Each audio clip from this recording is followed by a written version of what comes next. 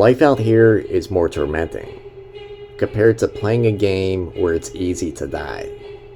That is one quote that stuck with me the most after watching this amazing series.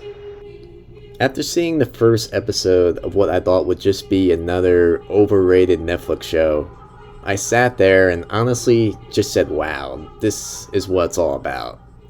For those who don't know, South Korea for the past 2 decades has been putting out some of the best and most excitingly written movies and shows that exist, while Hollywood just continues just to keep releasing remakes after remakes and just typical action movies that are very formulaic.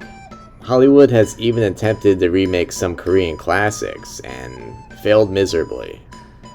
With the recent success of Train to Busan, Parasite, and now this new show Squid Game, I am now confident that Korean cinema will finally be recognized for its greatness, and soon it will dominate the movie industry and hopefully force Hollywood to step up its game. Squid Game is a 9-episode Korean series that just recently released on Netflix. Netflix apparently picked up the show 2 years ago, and since then it has been subtitled in more than 30 languages and dubbed in 13, and it's now trending #1 in more than 90 countries, all with about 90% of its viewers being outside of South Korea. Squid Game also made history, becoming Korea's first show to hit Netflix's top trending spot in the US. But the show wasn't exactly easy to get made. The concept was initially rejected for 10 years by several studios, and they basically deemed the plotline as being too grotesque and unrealistic. The show's creator and director first came up with this concept while living with his mother and grandmother. Apparently he had to stop writing the script at one point just to sell his laptop for cash. And you could kind of watch this show and kind of visualize what the director must have been feeling at the time when he wrote this. Beneath all the excitement and action this story has, a lot of it has to do with the fact that some people just have it really bad in this world. Sometimes the real world can be an even uglier place than being put in a game where losing means you die. So the story is set in today's society, and it focuses on a group of characters that each are struggling in life, mostly having to do with economic trouble. They each owe some type of money to someone, whether that's the state or even gangsters.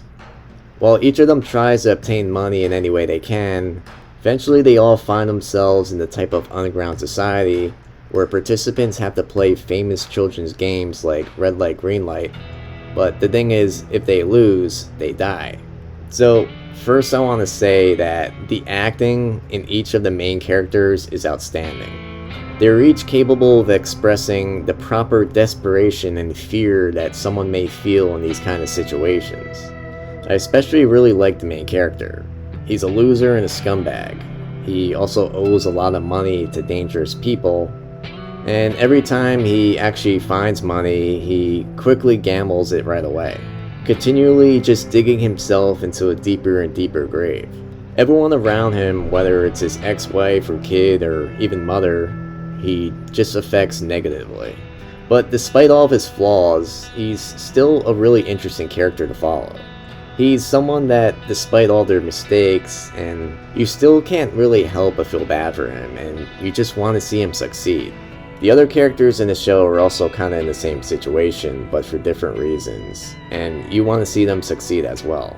My favorite side character is actually the old man, and I like the concept of how he may be weak physically because he's old, but he's also really wise because he's been around for a long time, and he uses his very wisdom to survive.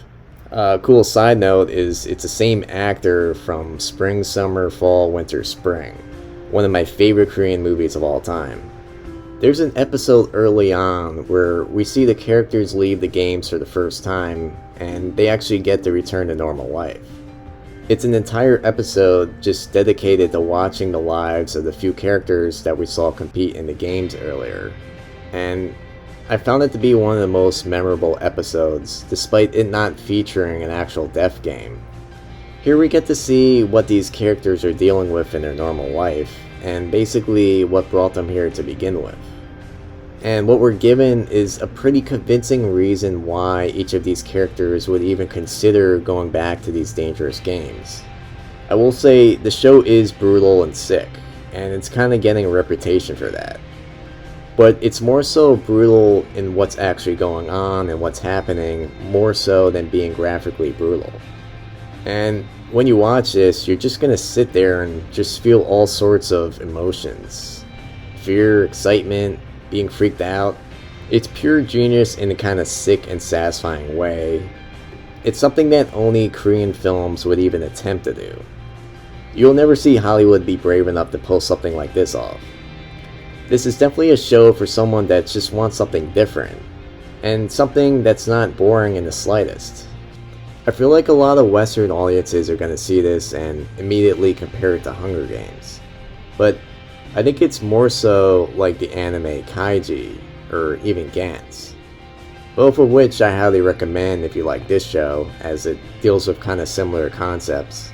Especially Kaiji though, because that also has to do with kind of lowlives in society playing deadly games for money.